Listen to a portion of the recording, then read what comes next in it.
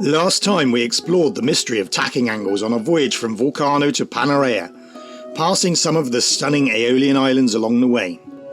We arrived and explored to find Panarea, yet another stunning island off the north coast of Sicily. In this episode we set sail for our longest passage of the 2023 season, across the Tyrrhenian Sea towards Corsica. Join us for this epic voyage as we battle both electrical storms and stunning but soul-destroying calms.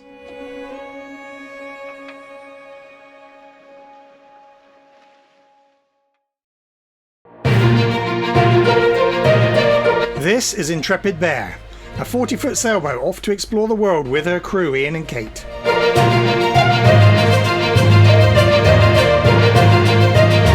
Come aboard and let's see what's out there.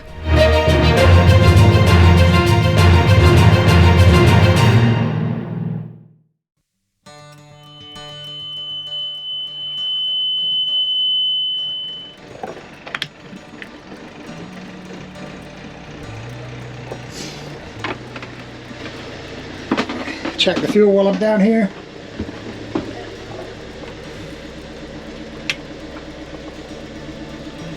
Fuel is 71%.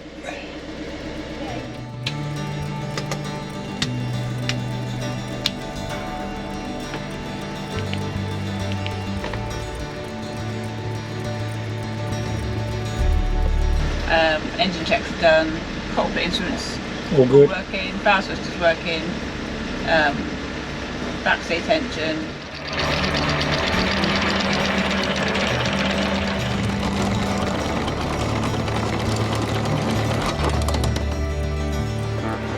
It's going around the east side of Panarea. It's not the quickest way from where we were, but we get a really good view of Stromboli from over here. So we're going to go, and there's a puff coming out coming out the top as we speak, and yeah, that's quite cool. Might see a little glow as we go.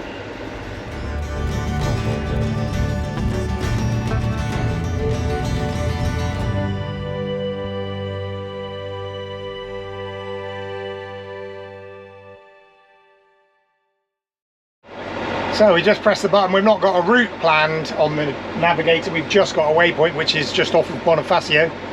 I've just pressed the button. It's given us 3 days and 5 hours at this speed, which is 4 knots. We can't guarantee to make 4 knots because when we turn the engine off in a minute we're going to be going a lot slower than that, but we're happy to drift. We're not on a really tight deadline. We just want to get up to the south of France relatively quickly so we can relax up there rather than be worried about getting up there. But yeah, so we've got 307 nautical miles to go. We're just going to bimble on engine whilst the lunch is just cooking, which is chicken nugget wraps. And they're cooking in our electric little oven thing called a Ramoska. And then they'll just get wrapped up and it will be a yummy lunch. After that, we'll probably get the big pink out, the cruising chute, because there is very light winds. And we'll probably literally be drifting at about maybe 2 knots if we're lucky to start with, but then hopefully the wind will build a little bit, and we'll, over the next couple of days, the speed will be up and down all over the place looking at the forecast. But yeah, we're on our way.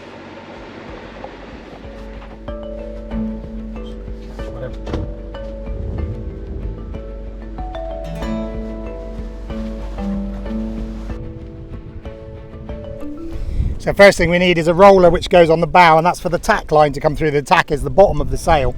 So this is a bit of a jury rig, but this goes on the anchor, and then that's what the tack line comes through, and then we rig the rest.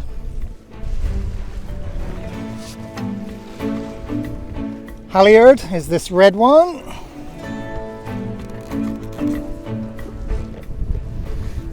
Down on the side over here. And the halyard needs to go outside of everything and around the front of the forestay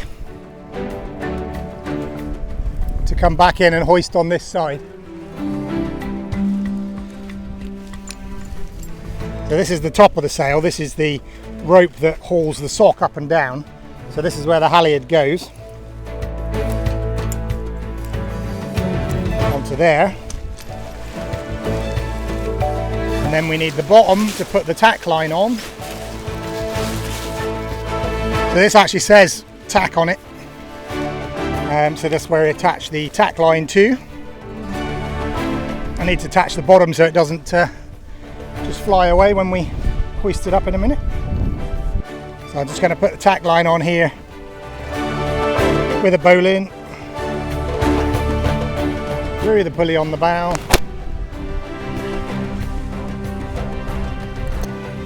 and down for now to this cleat, and we'll sort out where that goes once the sail is up.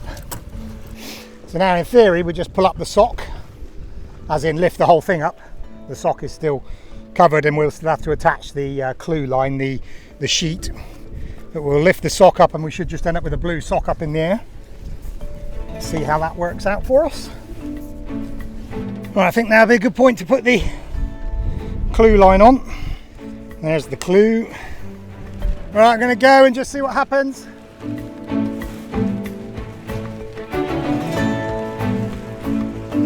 A little bit more tension on that corner one, please.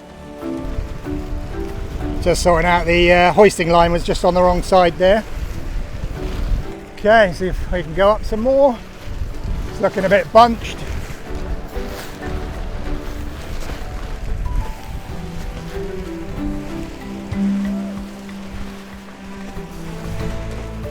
Don't celebrate too soon. Pull down, please. Pull on yours. Well, there's no rush. We've got 3 days at least. Yeah. Oh, that's nice. That's taken the bunch out. That's about right for now, yeah.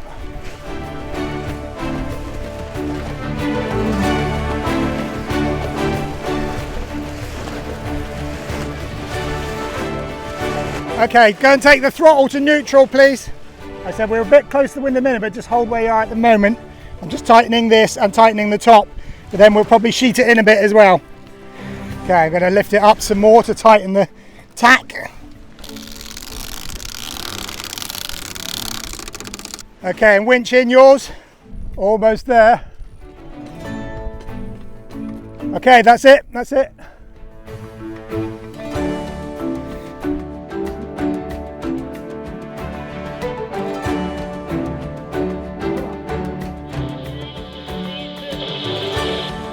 So we've been bimbling along between 2 and 3 knots, which is giving us anywhere between 4 and 6 days at the moment of an ETA. I think there is more wind due tomorrow, well, no, not tomorrow, Wednesday, and a little bit more due today, and it picks up and it goes down. So I feel like it's going to take about 4.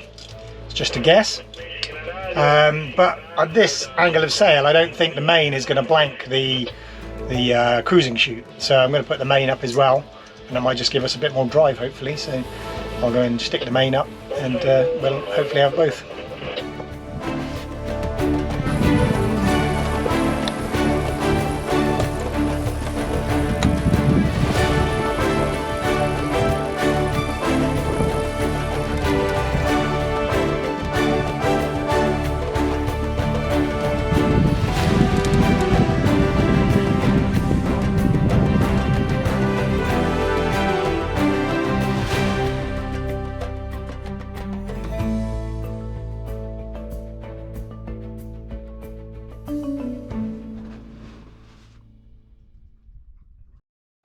So the wind's gone much further behind the beam now, so I'm going to go and play with the tack of the cruising chute. I've just read that adjusting the tack, the more it goes behind the beam, the more you should let it fly out, sort of in front of the boat. So I'm not sure if she wants to go any further out, but I want to give it a tweak and see what happens. It's the only way to learn how it works. So you can see the tack. The tack now, I've let it out. I'm really pink now because the sun's shining right through the sail. But I've let the tack up now. And it's coming much higher. There's much more string between the anchor and the sail, and actually it has filled quite nicely, and it does feel like we're pulling forward a bit better. So yeah, that seems to have worked. See, our setup there is far less than ideal. Really, we need a bowsprit, so maybe I can get a bowsprit that goes out through the other anchor roller and secures in there to fly the front of the spinnaker off, or the cruising chute, because it's not good as it is. It's pulling on the push pit, and it's pulling on the pull pit, sorry, and it's not good tying it to the anchor, really. I mean, the anchor's not going to break off. There's plenty of strength there, but I need to fashion some kind of bowsprit that can go out through there and perhaps be bolted on to the other side where an anchor roller could go, and then that can fly from there, because then it won't be pulling on stuff at the front of the boat.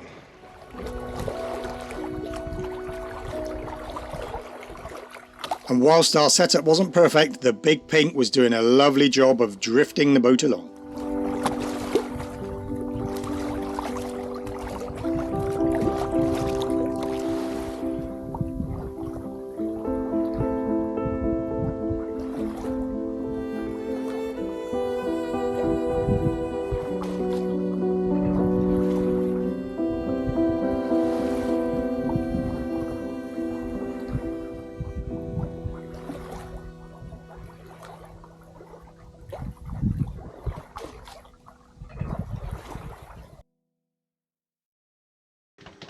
Decisions.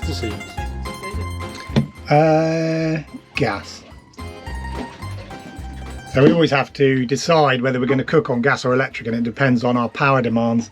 Because we are going to use a lot of power overnight on the electronics, because the radar will be running all night and the autopilot, then we will cook on gas mainly for an evening meal when we're on passage.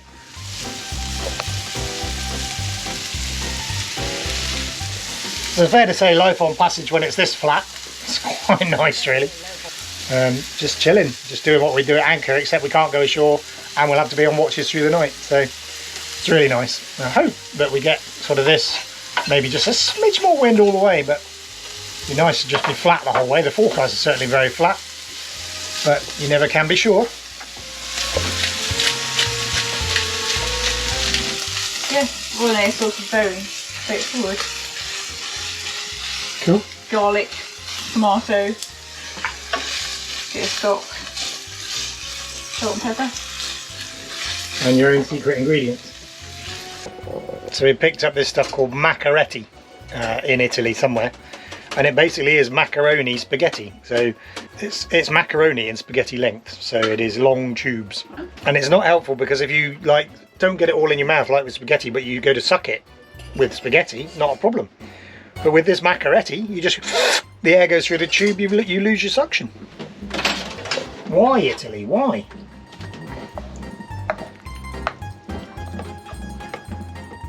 Yeah, macaretti. So it is like macaroni, but it's spaghetti length. And if you try and suck it, you can't suck it. Yeah, so macaretti. Interesting. Oh yeah. No. You must have had a blocked pipe. I got better lips, you know. Wouldn't argue with that. So here's a prime example of the difference that a little bit of speed can make. Just now we were arriving on the 3rd of June at 4 o'clock in the afternoon.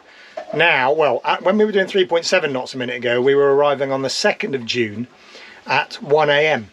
It's currently about 9 in the morning because we've dropped down to 3.4, but the difference of just a knot can make almost a day on our passage. So that's why it's good to trim the sails and keep the boat going as well as you can. There you go, look, down to 2.1 knots, and now we're not getting there till the 5th of June, sorry, the 4th of June at tea time. So make one knot or 1.5 knots, whew, makes a massive difference on a passage of this length.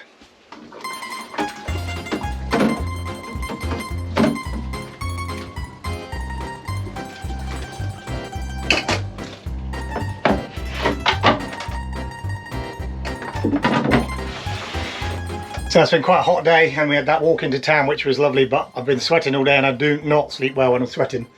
One of the beauties of our off-grid systems is that we've got a water maker, so we can basically have a shower every night if we want to. Especially when it's sunny like this, we don't even need any power to run it, it just comes straight from solar. We've also got the luxury of a diesel water heater. We don't need it today because the engine's been running, but if we want to, we can have that diesel water heater. It's not quite as eco-friendly as having a cold shower. Am I on watch at 8? No, I'm off watch at 8, aren't I? So I'm going to have a shower now, and then I'll be fresh for bed at 8 o'clock. Can we run the electric water heater off our solar? We can to a point, but we haven't really got quite enough power, especially when we're sailing, because the instruments and the autopilot uses quite a lot of power. So I have done it before in the height of summer, but I probably wouldn't do it while we're sailing because of the draw on the batteries. Yes. So we've got a fishing boat ahead of us on AIS, but behind it there's something in the water and I can't see what it is. It looks like, I don't know, it looks like a barge or some kind of fishing floats, or well, fish farm type thing or something like that. Don't think it's towing it because it definitely looks like a fishing boat, not a tugboat. But I'm gonna have a look on radar and see what we can see. So the fishing boat's clearly here on AIS. So we'll switch on the radar and see if we can see anything else out there. So there's a blob right on the fishing boat. If we zoom out a bit, is there anything else? Unless that's it. No, that's not it. There's something there. Let's just turn the gain up a bit. After further investigation and some very shaky through binocular filming, it appears that it was indeed a fish farm that would be hard for radar to detect at the range we were at that time.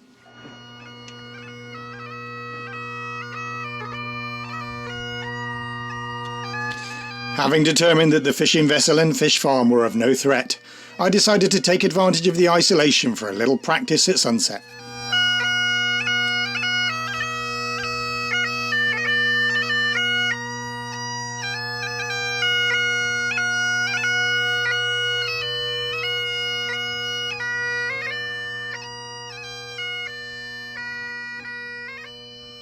So the radar appears to have picked up that fish farm now. It's very close to the fishing vessel. I think the fishing vessel's keeping an eye on it. I've managed to acquire it as a target. It's not moving, so we should pass it by in about 12 minutes. I think because it's so low lying and it was quite close to the fishing vessel. When close, it was, the two blobs are kind of merged, but now we've got closer, they've separated out.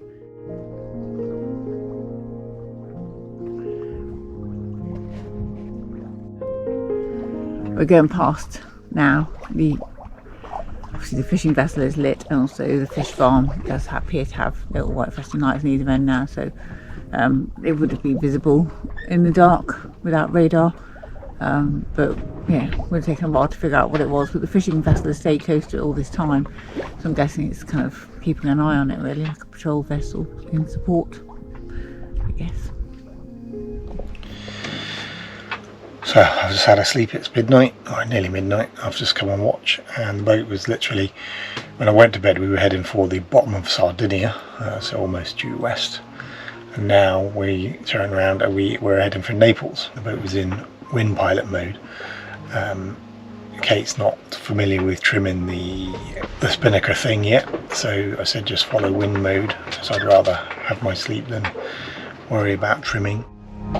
The sea was so flat and speed so low that I was actually able to get some editing work done by setting up the iPad to mirror our Raymarine Axiom plotter.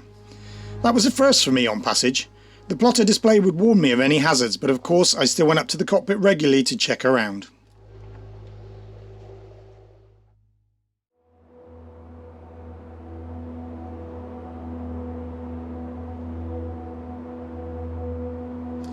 As the night wore on and I handed the watch back to Kate at 4 AM, the wind continued to die, leaving her again struggling to maintain our heading. Day 2 dawned with the sea like glass. Please join us next time for part 2 of this epic voyage, as we continue our attempt to sail this passage in the face of dead calms as well as lightning storms.